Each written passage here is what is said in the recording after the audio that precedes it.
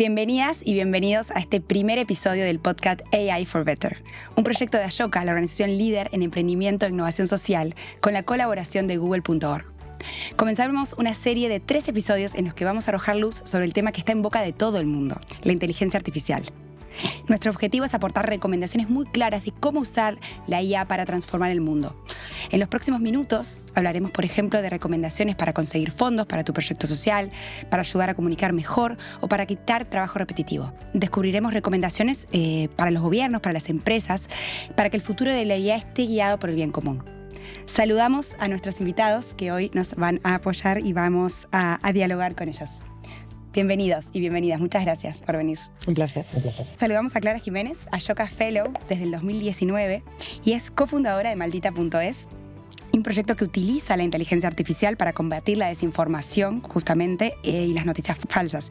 También es cofundadora de FactChequeado y presidenta del European Fact-Checking Standards Network. Bienvenida, Clara. Muchas gracias. Por otro lado, David Alayón es miembro del comité asesor de AI for Better de Ashoka, es CEO de la consultora Inuba, también es profesor de IE, es autor del libro Upgrade y divulgador y ponente en decenas de eventos y congresos sobre innovación, diseño de futuros e inteligencia artificial. Muchísimas gracias, David. Bienvenido. Un placer. Bueno, comenzamos con un bloque que queremos que sea muy dinámico, muy práctico. Buscamos a que cualquier emprendedor o emprendedora que trabaja en el sector, que trabaja en una ONG, tenga una especie de brújula sobre la IA.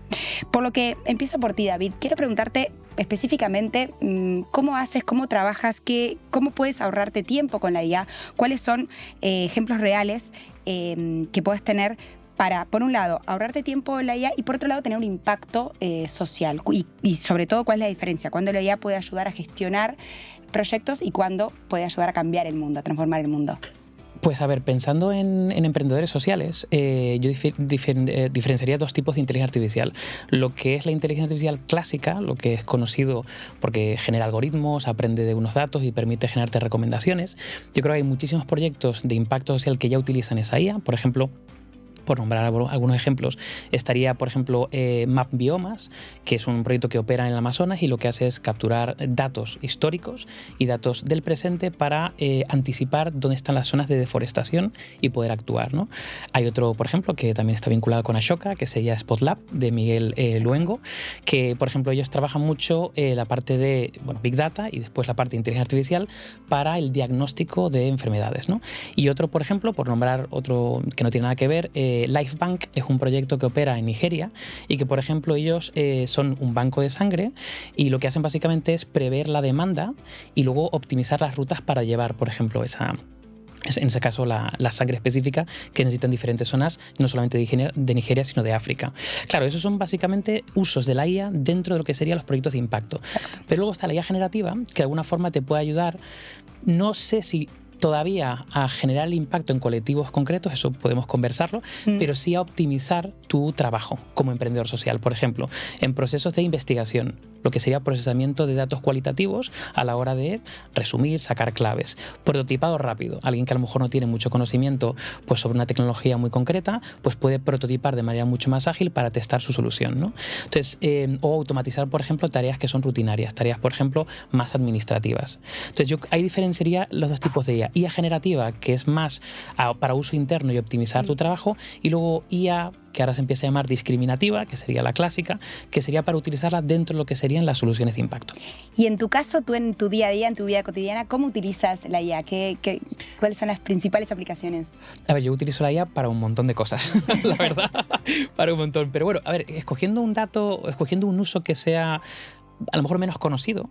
Yo soy un friki del aprendizaje, ¿no? Estoy todo el rato como ahí dándole vueltas a aprender cosas nuevas y, por ejemplo, cuando estamos de conversación entre amigos, siempre hay algún tema que surge que a lo mejor pues, no controlo mucho y me quedo con la copla de decir, voy a intentar... Entonces, tiro de la IA básicamente, por ejemplo, en este caso, para que me dé diferentes perspectivas, ¿no? Si es un tema, por ejemplo, un poco polémico o que tengo dudas de cómo posicionarme, pues la forma de proyectar, ¿no? O avanzar en pensamiento crítico es que adquiera diferentes roles y que te dé diferentes perspectivas, ¿no? Eso, por ejemplo, me parece interesante. Y luego hay otro que tiene que ver con las tareas repetitivas. Tareas repetitivas como funcionalidad, en este caso, de ChatGPT, que básicamente es que tú puedes añadir un bloque de tareas que ChatGPT puede hacer cada X tiempo. Entonces, por ejemplo, yo le he dicho básicamente, he generado un contexto muy grande sobre temas que me interesan y le digo que cada día a las 9 de la mañana me llegue una notificación o un contenido vinculado con un nuevo concepto que quiero aprender. Entonces, por ejemplo, el de esta mañana fue la ventana de Overton. Que bueno, ya lo conocía, pero de alguna forma me actualiza cada día. Wow. Clara, ahora vamos por ti. En Maldita.es usáis la IA en el día a día. ¿Cómo? ¿Nos puedes poner ejemplos claros de por supuesto. Mira, la Fundación Maldita tiene una parte de desarrollo tecnológico muy grande en la que mis ingenieros ya me han dicho que ellos no escriben código. O sea, ya no se escribe más código dentro del equipo de ingeniería porque no tiene ningún sentido, porque van a cometer muchos más errores que si lo hace una IA generativa y luego ellos lo que hacen es revisar, refinar y han ido aprendiendo a prontear con el tiempo. De hecho, uno de nuestros ingenieros solamente hace IA para prontear determinadas funciones dentro de los mecanismos que tenemos para identificar la desinformación.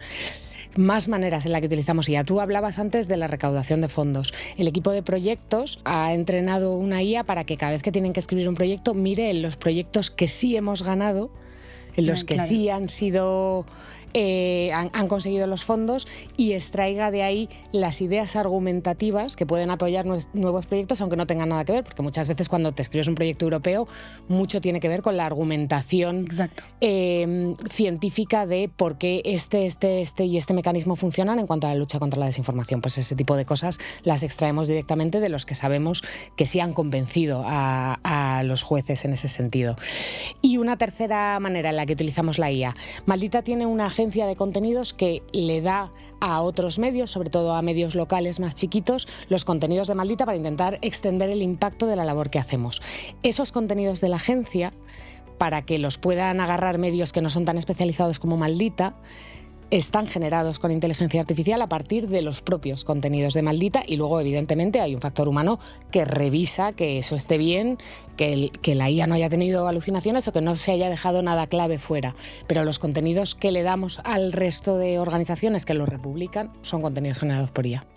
Y a nivel más general, en la lucha de la desinformación, que es el gran objetivo también dentro de Maldita.es, ¿tenéis otros ejemplos? Pues de ahí tipo? Yo creo el más importante en el que trabajamos es el de la extracción de narrativas. Nosotros recibimos miles de pistas de posible desinformación a lo largo del día y es muy difícil que una personita sea capaz de vérselas todas y entender cuáles son las narrativas preponderantes. Lo que hace la IA es clusterizar los diferentes tipos de pistas en cubos a los que les dota de un nombre de narrativa que luego se aprueba por un humano y eso nos permite saber, pues por ejemplo, que hace un mes y medio China lanzó una campaña de desinformación en el mundo hispanohablante, que probablemente si hubiera sido una persona que revisa el bot 2 horas y otra persona que revisa el bot 2 horas y otra persona que revisa el bot 2 horas, no nos hubiéramos dado cuenta necesariamente. Exacto. Pero sin embargo con la IA hay un panel de narrativas, que es lo primero que ves cuando entras en el DMS, que es nuestro gestor de desinformación, en el que era evidente que había una campaña china. Increíble. David, vamos a una mística que se habla, mística social o mito quizás, de para ser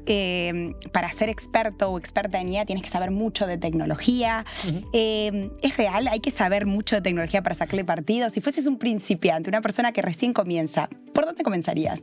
Vale, a ver, esta pregunta es una pregunta medio trampa, porque tiene una respuesta como medio sí y no.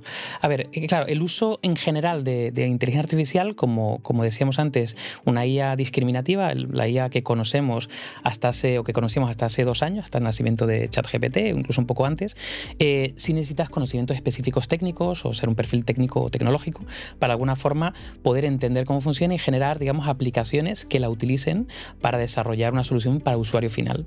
Claro, con la IA generativa, ¿qué ocurre? Que de repente se empiezan a generar muchos aplicativos, por ejemplo, uno de ellos puede ser ChatGPT o puede ser Cloud o puede ser DALL-E, Midjourney, con muchas herramientas por encima que de alguna forma reducen, digamos, la barrera de entrada de los usuarios con menos conocimiento tecnológico. Incluso alguien que no tenga un conocimiento específico de desarrollo tecnológico, de repente puede crear webs y aplicaciones, ¿no? Claro, aquí, entonces, la barrera de entrada ha bajado. pero han surgido otro tipo de cosas. ¿Vale? Por ejemplo, como decía Clara antes, ¿no? Si tú desarrollas un proyecto de tecnología, a lo mejor por un prototipo rápido para testarlo está genial, pero luego tienes que tener criterios para saber realmente si ese resultado es óptimo, es seguro, se ha quedado obsoleto, y eso de alguna manera podrías utilizar la IA, pero siempre vas a tener la duda porque no tienes el criterio para evaluar el resultado. Lo mismo, por ejemplo, con un resultado, vamos a decir, de una consulta que hagas sobre un tema que no controlas. Claro, vale, tú por pensar que sabes tener una conversación, que sabes preguntar, puedes pensar que sabes utilizar una IA. Pero claro, ahí operan varias cosas. Lo primero, puedes estar cayendo en una serie de desinformación, una serie de sesgos, creyéndote que lo que te devuelve la IA es cierto, cuando a lo mejor no, o a lo mejor tiene algún tipo de sesgo, o los matices que te aportan no son realmente válidos para el uso que quieres hacer, ¿no? O, por ejemplo, hay técnicas avanzadas, ya no solamente de prompting, sino de conversación. De hecho, yo tengo la sensación de que la IA va a mejorar nuestra forma de tener conversaciones con el resto de humanos, porque de alguna forma eres más específico, eres más concreto en la forma de preguntarlo, lo estructuras más a nivel de pensamiento. Creo que va a potenciar capacidades muy humanas. Entonces yo creo que en ese punto en concreto tenemos que aprender técnicas de prompting, o sea, de preguntar a nivel más sofisticado, y luego mejorar el cómo hacemos las preguntas. Entonces diría que sí, es necesario tener conocimiento, en algunos casos a lo mejor no tanto, pero siempre tenemos que tener, o empezamos a desarrollar, el tener criterio para evaluar el resultado. Y como también experto en innovación social y futurista, como te llaman algunos, ¿qué tipo de proyectos o sectores crees que le están sacando mayor, o aprovechando mejor la IA para tener un mayor impacto social? Además, obviamente, de nuestros emprendedores sociales como Clara y la cantidad de emprendedores Ayocafelo, pero ¿qué tipo de sectores o proyectos crees que están aprovechando más esto para un impacto? O sea, yo diría que cualquier sector en el que tengas que manejar un volumen grande de información a la hora de tener que procesarla, tomar decisiones. Además, ahora el tiempo, ¿no?, de la toma de decisiones y el procesado de información es clave. Yo creo que ese tipo de ámbitos creo que le saca mucho partido a ambas IAs, pero sobre todo a la IA discriminativa, lo que sería, por ejemplo, el mundo de la salud, el mundo de la medicina, el mundo, por ejemplo, de la biotecnología, el ámbitos medioambientales, por ejemplo. Concretamente, el uso de la IA generativa yo creo que ya es bastante más transversal. Hay algunos ámbitos, como por ejemplo puede ser el tema de soledad no deseada, el tema de, por ejemplo, de mayores, que de alguna forma lo están utilizando. Hay una doble lectura, porque digamos que la IA generativa puede ser teóricamente un buen acompañante para cubrir la soledad no deseada, incluso puede ser un buen evaluador para soltar una alerta a un especialista para que diga, oye, he detectado un cambio de comportamiento, por ejemplo, una persona mayor que vive sola, ojo, échale un vistazo, ¿no? Pero hay que tener mucho cuidado en no dar el salto a que la IA se convierta en un terapeuta o en un coach o algo así, que tú gestiones de manera autónoma sin ese conocimiento. Entonces yo creo que el uso de la IA generativa, más que para solución final a día de hoy, está sirviendo como para la capa transversal de mejorar la eficiencia, la calidad de los resultados de los equipos de los emprendedores. Por lo tanto, sería para cualquier sector en este caso. Y uno de los grandes desafíos que justamente comentaba Clara, y lo decíamos también al comienzo, de cualquier emprendedor o emprendedora social, de cualquier ONG, es la recaudación de fondos. Tenéis, hoy Clara ha arrojado algunos ejemplos, tenéis también desde Inuba u otros ejemplos como emprendedores sociales, donde la IA puede ayudar a justamente conseguir más fondos. Yo creo que hay que tener en cuenta que una de las cosas, o sea, tú lo decías, vamos a aprender a preguntar mejor, pero también es verdad que una de las cosas a las que ayuda mucho la IA es a estructurar el pensamiento, ¿no?, a ordenar tus propias ideas. Entonces, a la hora de escribir proyectos, la IA te ayuda mucho a decirte, te falta esto y esto y esto, o si tú le pides que te haga un resumen de una call y luego le das tu idea, que te haga un primer esquema de cómo deberías de armar esa call para que tenga cierto sentido y de cuáles son las claves en las que tienes que incidir para cumplir con los requisitos que te están preguntando. Entonces, en esa estructuración de ideas, yo creo que a la hora de recaudar fondos es muy eficaz, porque realmente te permite no dejarte nada y completar todos los requisitos que al final, todos los que hemos ido alguna vez a fondos europeos, por ejemplo, es un checklist, o sea, o está o no está, no hay otra, son unos terms of reference que no te puedes saltar, ¿no? Entonces, yo creo que en eso sí que ayuda mucho, ¿no? A ordenarte las ideas y a saber cuál es tu lista de quehaceres y cómo cumplimentarla. Solamente por añadir lo que ha comentado Clara, que me parece como el uso principal, lo que sí que estamos viendo es que hay cada vez más ayudas o subvenciones para proyectos que utilicen inteligencia artificial para resolver algún tipo de reto. Entonces, también animaría a emprendedores sociales a que busquen ese tipo de ayudas y animarles a que intenten incluir la inteligencia artificial dentro de los proyectos de impacto. Vale, última pregunta del bloque, David. Se habla mucho, bueno, es una pregunta que quería hacerte personal. ¿Es posible que en el ámbito del emprendimiento social o de las ONGs estemos usando un cañón para matar moscas? O sea, que estamos usando justamente, desplegando modelos sobredimensionados con una IA que podría ser usada más sencilla, de una forma más sencilla, o quizás con una hoja de cálculo bien diseñada o algo más simple. Yo lo creo. ¿Qué ocurre? Claro, estamos ahora como en los pasos de bebés, ¿no? En los primeros pasos de la IA generativa, que es un poco la que más nos estamos centrando en el uso del día a día, ¿no? Entonces, claro, ahora mismo estamos utilizando un motor que tiene una capacidad espectacular y que consulta una base de conocimiento gigantesca para cosas súper básicas y muy sencillas. Hay algunas cosas que podríamos solucionar con una hoja de Excel, eso está claro, y hay otros que de alguna manera, bueno, aquí diría dos cosas. Primero, los modelos yo creo que cada vez van a optimizar más el uso, o sea, van a ser más óptimos en el uso, por ejemplo, de los datos y de la energía que consumen, ya no porque no sea sostenible medioambientalmente, sino que no es sostenible económicamente para ellos. Por lo tanto, vamos a encontrar cada vez más modelos específicos. Es decir, cuando tú haces una consulta, que solamente se consulte una base específica del conocimiento, o que hay una capa que redirija esa consulta y que no tengas que consumir tanta información. Y luego yo creo que nuestra propia educación, capacitación y experimentación nos va a llevar a elegir herramientas más específicas que tienen un uso muy concreto. Por ejemplo, una plataforma como Consensus está genial para buscar en papers científicos. Entonces, si utilizas ChatGPT, probablemente sea primero, el resultado no va a ser tan óptimo. Segundo, probablemente consulte recursos que no tienen ningún sentido. Por lo tanto, si queremos más eso, pues utilicemos Consensus. O, por ejemplo, Notebook LM está genial cuando tú le aportas los documentos y quieres procesar unos documentos que tú aportas. Si lo hacemos con ChatGPT, pues probablemente no sea tan óptimo en nada, ni en tiempo ni en recursos. Entonces, yo creo que hay una parte que mejorarán los motores y, por otra parte, mejorará nuestra propia educación y capacitación en el uso. Y hay una parte también que tiene ahí que ver con el uso de nuestros datos, ¿no? Y nuestra limitación de a quién le damos qué, para qué, cuándo. Que creo que también entra un poco en la reflexión que tenemos que hacer, igual que pues no usar ChatGPT para escribir un email porque te va a costar 3 líneas de tu tiempo, pero también ser consciente de que no es lo mismo darle tus documentos a ChatGPT que a NoteLM. Exacto.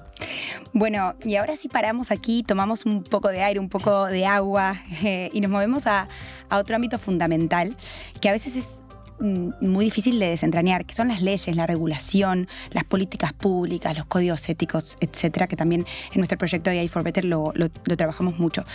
Por ejemplo, Clara, en este ecosistema informativo, donde cada vez hay más textos, imágenes, hasta vídeos creados por la IA, ¿crees que sería importante o necesario crear un sello más made by human, hecho por humanos, para reivindicar justamente el valor del contenido de las personas? Pues mira, yo creo que ya existen algunas iniciativas de esos sellos humanos para determinadas casuísticas, ¿no? Y de hecho en el mundo del periodismo existe el C2PC, creo que se llama, que es una iniciativa de Adobe junto con otras compañías para certificar imágenes y que la idea, el long shot, es que esté incluso embebido en las cámaras de fotos para que cuando tú tomas una imagen real se sepa dentro de la metadata que eso es una imagen real y que no ha sido generada por IA.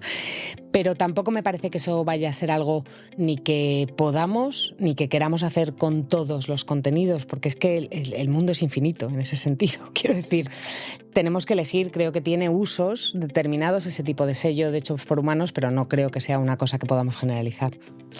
Y si seguimos pensando como en modo ficción, si vosotros fuerais las CEOs o de cualquier empresa, bueno, o de una Big Tech, ¿qué medidas tomarías para que sí o sí la IA fuese utilizada para el bien común? ¿Qué medidas tomaría para que la IA fuese utilizada para el bien común? Bueno, yo creo que una de las cosas que estamos en vías de conseguir es una legislación que va a llegar tarde, que va a llegar desactualizada a nivel europeo, pero que creo que es necesaria. Y creo que tenemos que tener en cuenta que no solamente que la IA sea utilizada para el bien común, sino que la IA proteja a las personas que la utilizan y de las que se aprovechan. Hay un problema que creo que tenemos, y lo has sacado tú antes, que tiene que ver con la IA utilizada con fines terapéuticos o contra la soledad, en la que nos tenemos que repensar un poco ese modelo, pensando sobre todo en los menores, en menores que acceden a esas IAs buscando acompañamiento y que en los casos más dramáticos terminan suicidándose porque creen que esa es una manera de reunirse con ese supuesto amigo que se han hecho en redes. Hemos visto casos en 2024. Entonces, tenemos que repensar el modelo, sobre todo, debe ser la obsesión de la maternidad, pero protegiendo también a esas personas más pequeñitas que no tienen, lo que tú decías, los criterios necesarios para poder saber dónde está el límite, ¿no?, en esa relación con la inteligencia artificial. Gracias, Clara. Y David, sigamos con la ficción. Estás sentado en la mesa del despacho Oval. Imagina que tu primera decisión tiene que ver con la regulación de la IA. ¿Qué harías? A ver, yo mi obsesión con el tema de la IA tiene que ver con la parte de transparencia. Hay una línea que es lo que se llama el explainable AI, ¿no?, la IA explicable. Hay una metáfora que es la metáfora de la caja negra, es decir, considerar una IA como algo que tú le metes una pregunta, le metes un prompt, te da un resultado y no tienes ni idea de lo que ha pasado internamente. De hecho, hay modelos, como por ejemplo el ChatGPT, el O1 o el O-Mini, que de alguna forma te da como una especie de cadena de razonamiento, ¿no?, que te dice por dónde ha pasado para llegar a esa conclusión. Pero es un poco trampa, porque realmente ni te muestra exactamente cómo procesa la información internamente, ni las cosas, ni la información con la que ha sido entrenada. Hay algunos casos que sí que la liberan, pero por ejemplo OpenAI, la mayor parte de ellos, no liberan esa información. Entonces yo estoy muy obsesionado con una IA que de alguna manera te sea transparente en todo el proceso de toma de decisiones para llegar a eso. ¿Qué información ha tomado? ¿Qué información ha descartado? ¿Cómo ha compuesto, digamos, el resultado? Que incluso ya venga de forma inherente, no sé, una reflexión de que te plantee una diversidad de miradas, ¿no?, sobre todo cuando hay temas súper candentes, que te explique realmente cómo se ha llegado a eso, ¿no? E incluso yendo un poco a quién es el usuario, ¿no?, porque no es lo mismo que lo utilice, pues yo qué sé, una persona muy avanzada en esa materia o técnicamente, o alguien muy novato o desconocido, o incluso por temas de edad, que a lo mejor no tiene experiencia y no tiene criterio. Pues en base a eso también, que a lo mejor el propio resultado, la propia devolución, tenga en cuenta una serie de variables que te personalice eso, ¿no?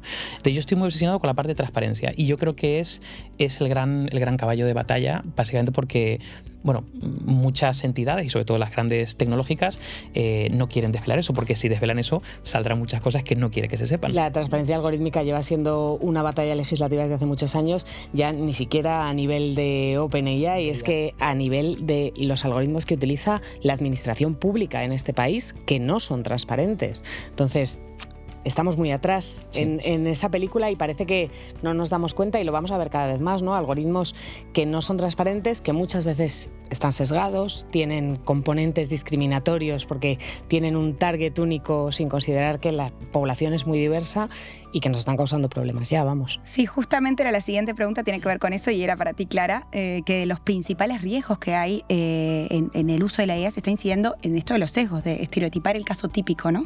Excluyendo a estos grupos minoritarios. Entonces, ¿cómo de importante es conocer este tipo de sesgos para desarrollar la IA y para trabajar junto a ella? Yo creo que es que no solamente es para desarrollar la IA y trabajar con ella, sino pensando en cómo de responsables somos a la hora de aplicarla. Por ejemplo, el Servicio de Salud Vasco, lo contaba Cibio hace unos días, va a incluir ahora una IA para detectar casos de cáncer de piel. El problema es que la base de datos de cáncer de piel que tiene el Servicio de Salud Vasco es de piel blanca. Claro. Y eso significa que va a haber casos de cáncer de pieles de otros colores que se les van a pasar, porque no está entrenada la IA para eso. Estamos hablando del servicio público de salud, no estamos hablando de cualquier cosa. Entonces, tener en cuenta todo esto es vital para entender lo problemático que puede llegar a ser si de repente empezamos a dejar ese tipo de tareas directamente a la IA sin que haya una supervisión humana entre medias. Cada vez usamos más una IA generativa para escribir, traducir o resumir. Estamos haciendo una petición a un modelo que consume muchísima energía, desde un enfoque de impacto social también, ¿no? ¿Cómo gestionamos esta tensión entre ser eficiente y la sostenibilidad y el impacto también ambiental? A ver, pues como creo que casi cualquier o tecnología o solución, al final siempre hay como un periodo casi de experimentación y un periodo de tránsito, ¿no? Hay empresas que ya de alguna forma están incluyendo el tema de uso de la IA, aunque es muy complejo calcular exactamente cuál es el impacto que tú o tu equipo puede generar mediante el uso de, no sé, prompts, es decir, es muy complicado medir el impacto en general, pero concretamente la IA es muy complejo. Pero bueno, hay empresas que de alguna forma ya han dicho, oye, voy a generar una compensación, por ejemplo, pero una compensación como medida transitoria, porque claro, la compensación muchas veces se ve como un fin. Bueno, pues compenso y ya está. No, tiene que ser medida transitoria. ¿Qué pasa? Que muchas veces, en este caso concreto, tú no controlas específicamente cómo pueden mejorar la parte de, optimización de los servidores, optimización algorítmica, generar otro tipo de aplicativos que de alguna forma mejoren, digamos, la optimización. Ahora se habla mucho, por ejemplo, del edge computing, que es básicamente, oye, pues un chat GPT, en vez de que tú hagas una consulta y vaya todo el rato a los servidores de OpenAI para hacer la consulta, que hay un porcentaje que se descargue en tu teléfono y utilice básicamente el procesado de tu teléfono, reduciendo drásticamente el gasto, por ejemplo, energético. Entonces, yo creo que tiene que haber más conciencia por parte de los usuarios, pero acción por parte de las grandes plataformas en cuanto a ver cómo se puede reducir eso. Porque lo único que nos queda a nosotros es o no usarlo o utilizarlo para casos muy específicos. Pero bueno, yo creo que antes de llegar a ese momento, las grandes tecnológicas, incluso por motivos de negocio y de escalabilidad, y están invirtiendo mucho ahí, optimizarán o reducirán los costes energéticos. Sí, yo creo que está muy bien que los chiquitos lo tengamos en cuenta, o sea, y creo que forma parte un poco de cómo somos y cómo hemos ido generando el impacto a lo largo de los años, pero me parece que volvemos un poco a esta tesitura de no, recicla. Exacto. Que ya seguirán haciendo coches hipercontaminantes para ganar miles de millones. que hay que hacer un balance ahí también. Totalmente. Y vamos también al ámbito empresarial. También esta pregunta es para ti, Clara. Desde Ashoka, con el proyecto AI for Better, estamos intentando dar recomendaciones a empresas para que entiendan también su rol en cómo pueden ser aliados clave para esta revolución tecnológica sea más inclusiva y tenga este impacto. ¿Qué pedirías a una empresa que quiera contribuir en el uso ético y social de la IA? ¿Qué recomendarías y por otro lado también pedirías? Bueno, yo creo que en el tercer sector en concreto pasa mucho que la digitalización está muy atrasada, ¿no? A muchos niveles. Hay organizaciones muy punteras que lo tienen muy integrado desde su concepción, si quieres verlo así, pero hay muchas otras que no. Yo he trabajado mucho con organizaciones del tercer sector desde Maldita y te das cuenta de que necesitan ayuda, es que es la realidad. Entonces, me da la sensación de que las empresas que realmente quieran contribuir en ese ámbito y que de repente puedan hacer consultorías hands-on con esas organizaciones de no, este proceso, tenemos una manera de tecnificarlo, de incluir IA para que os podáis dedicar a generar el impacto en otros lugares, es algo que yo le pediría a las empresas que quieran meterse en ese mundo de intentar tener un impacto social ayudando a otras organizaciones más pequeñas. Ahí simplemente por complementar, lo que nosotros nos hemos dado cuenta, y por eso, Nube hemos lanzado una cosa que se llama organizaciones aumentadas. ¿Por qué? Porque nos hemos dado cuenta que el tipo de adopción que hacen las organizaciones en general, las empresas, tercer sector, es un tipo de adopción muy tecnológico, muy tecnocentrista. Es decir, dame una herramienta, te enseño prompting y te pones a utilizarla, ¿no? Y claro, esto va de un cambio de forma de hacer. Entonces, el concepto de organizaciones aumentadas básicamente lo que pretende es, por un lado, concienciar qué es esto de la IA. Es decir, al final no es un paquete de Office, es decir, es una cosa bastante más avanzada que puede tener un impacto que a lo mejor tú no controlas. Hay sesgos, hay desinformación, hay un montón de cosas que tienes que saber, ¿no? Luego, tener una perspectiva de la adopción. Entonces, por ejemplo, tenemos una metáfora que es la del centauro-minotauro. Es decir, tenemos que intentar adoptarla como centauros, es decir, como algo que incremente nuestras capacidades humanas, pero que no las sustituya, ¿no? Lo contrario de un centauro es un minotauro, que básicamente es cuando delegas tu capacidad cognitiva en la IA. Es decir, tú delegas tu toma de decisiones en base a una herramienta que las tomará por sí solas o te dará algo, tú copiarás y pegarás y estaremos a expensas de la IA, ¿no? Entonces, tener una perspectiva muy correcta o humanista en forma de adopción. Y luego ya en último lugar, no solamente formar técnicamente, sino formar en las competencias que necesitas desarrollar. Por ejemplo, cuanto más utilizas la IA, más te das cuenta que necesitas pensamiento crítico, pensamiento analítico, estructurar el pensamiento de una cierta manera. La IA te puede ayudar, pero tú necesitas adquirir esas competencias. Y es muy sencillo pasar esa frontera de automatizar tu cognición. Y entonces, como suelo decir, nos vamos a la idiocracia y chapamos. Ha salido hace poco un estudio, ¿no?, que precisamente hablaba de eso, de que ahí el uso de la IA ha vuelto a varias generaciones mucho más vagas. Exacto. Porque dejamos de escribir emails. Es que es así de... Es que nuestro cerebro, es muy curioso, pero nuestro cerebro consume más o menos el 20% de nuestra energía y es un optimizador nato, o sea, intenta optimizar energía todo el rato. Entonces, en cuanto tú le das una excusa de no hacer el esfuerzo, lo va a dejar de hacer y encima lo incorpora como hábito. Sí, yo sí que creo, fíjate, que dentro de 20 años veremos a una generación que ha perdido capacidades cognitivas y nos pasará, pues, como con el tabaco, el alcohol, etcétera, y nos va a pasar dentro de, espero, 5 años con los móviles, que nos daremos cuenta de que tenemos que cambiar el modelo y el approach que hacemos, porque si no, efectivamente, dejamos de evolucionar, básicamente, es que no tiene otra. Abrimos a una última sección que tiene que ver sobre todo con el futuro. ¿Qué se espera en los próximos años de la IA y cómo prepararnos para ello? Así que, sobre todo, queríamos ir a algo más terrenal y en lo que tiene que ver una preocupación de muchas personas, el futuro del trabajo. ¿Cómo veis? ¿Cómo afecta o cómo afectará la IA al futuro del trabajo de las personas? A ver, yo creo que aquí, como casi cualquier, vamos a decir, punto de inflexión o revolución que ha habido de la historia, pues va a haber un periodo de transición convulso. Y va a tener cosas positivas y cosas no tan positivas. Yo sinceramente creo que la inteligencia artificial generativa específicamente va a automatizar bastantes...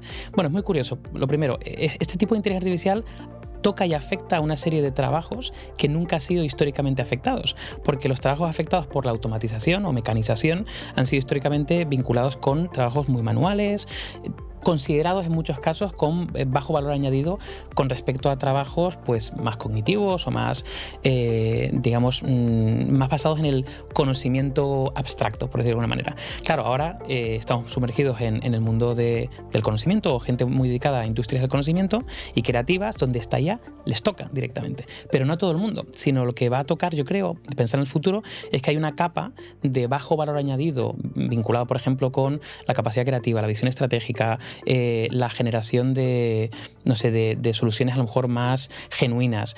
Eso yo creo que se va a automatizar y lo que va a hacer es que va a elevar el listón al resto de personas, en el sentido de que tendremos que buscar cuál es nuestro sitio como humanos aquí, donde hay tareas que quizá a lo mejor nos lleven menos tiempo a hacer, que ahora nos llevan mucho tiempo, y tareas que a lo mejor estamos menos acostumbrados a hacer ahora, que tendremos que poner especial énfasis.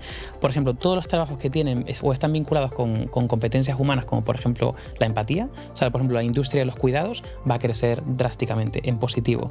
Aquellos trabajos que a lo mejor tocan otro tipo de competencias humanas, como pueden ser la capacidad de generar alianzas, o sea, otro tipo de competencias que a lo mejor ahora mismo sí que están presentes, pero a lo mejor están menos valoradas que competencias súper técnicas. Entonces yo creo que la visión del futuro en ese aspecto va a haber una parte de automatización, hay que tener mucho ojo con las externalidades negativas que se puede generar ahí, sobre todo en colectivos que a lo mejor pues no tienen la capacidad de o actualizarse de manera tan rápida, o que pueden quedarse ya no empleados, sino no empleables.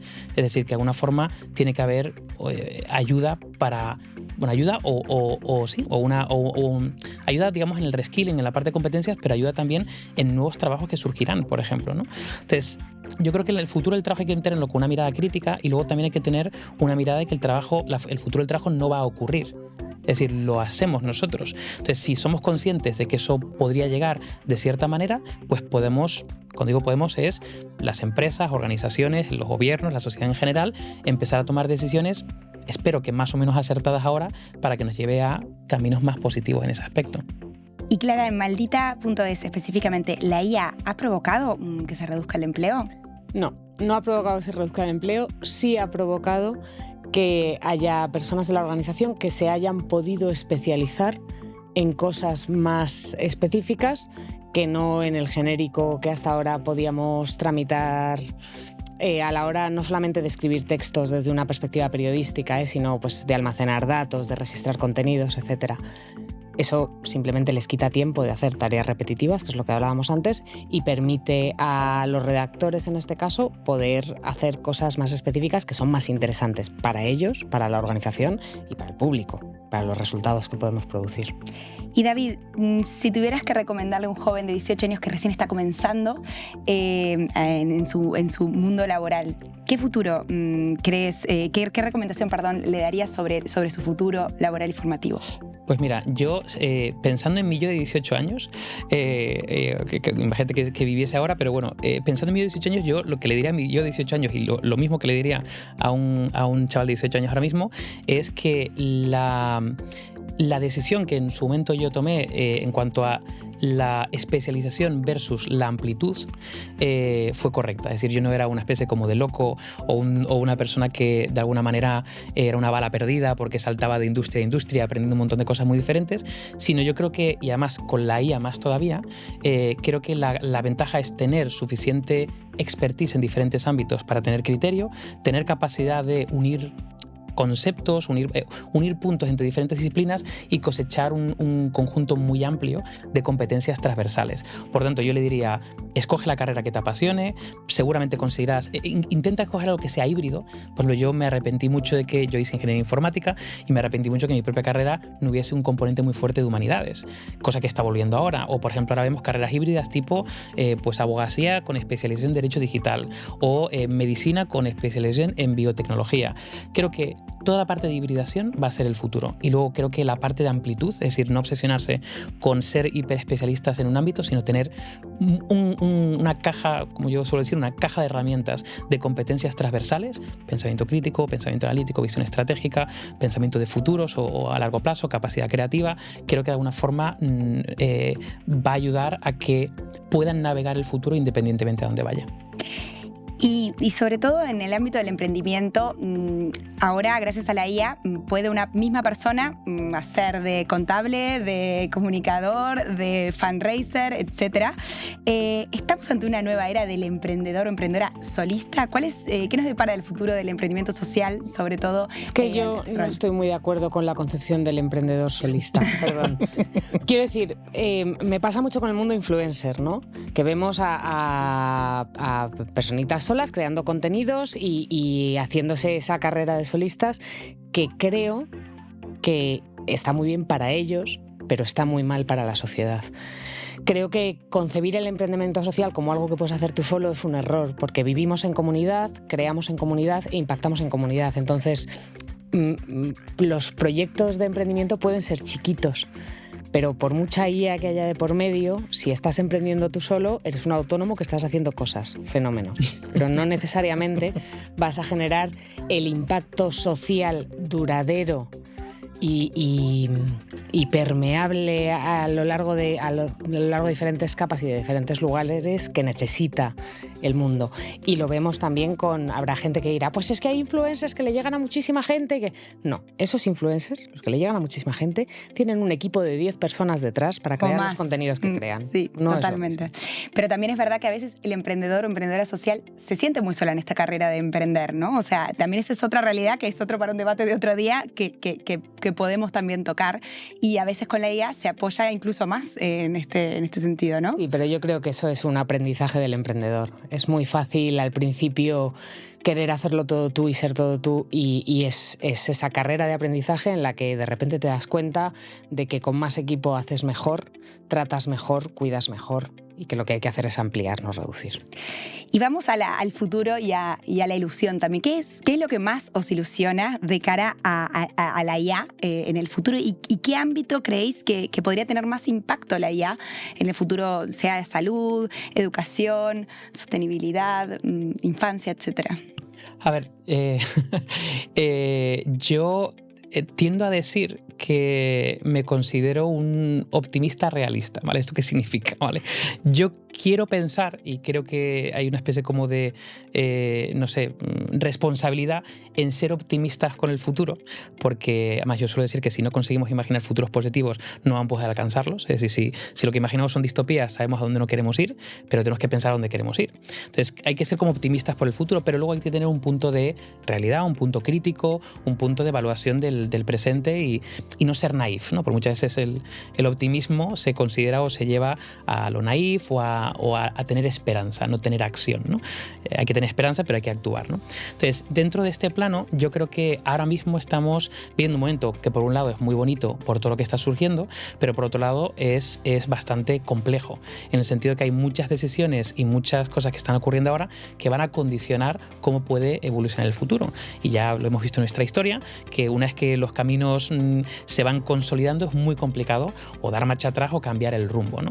Entonces, yo sinceramente, si me abstraigo de ese contexto convulso en el que estamos viviendo, yo considero la IA, y no la IA que conocemos ahora, no la IA generativa, no es ChatGPT, pero la IA como concepto, como una tecnología que nos va a ayudar a traspasar muchos horizontes que ahora mismo estamos, vamos a ver, digamos, capados o limitados por nuestro propio nivel de cognición. Yo creo que llegará una IA que entrenada de otra manera, por ejemplo con aprendizaje por refuerzo, y nos llevará a encontrar soluciones, por ejemplo, a temas médicos que nosotros ni nos imaginamos.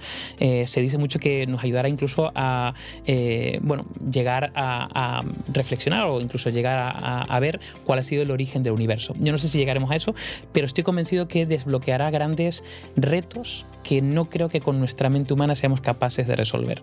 Entonces, eso me ilusiona mucho por el futuro. Lo que me preocupa más es el futuro a corto plazo o corto medio plazo, donde vamos a vivir una época bastante convulsa, donde va a haber muchas desigualdades, donde va a haber periodos de transición, donde va a haber lucha de poderes, donde hay muchas cosas que están ocurriendo en el presente que creo que cada vez tenemos que ser más conscientes que tenemos cierta capacidad de influencia, no digo que una persona sola la tenga, pero bueno, tenemos el derecho, la responsabilidad de intentar generar una influencia en ello.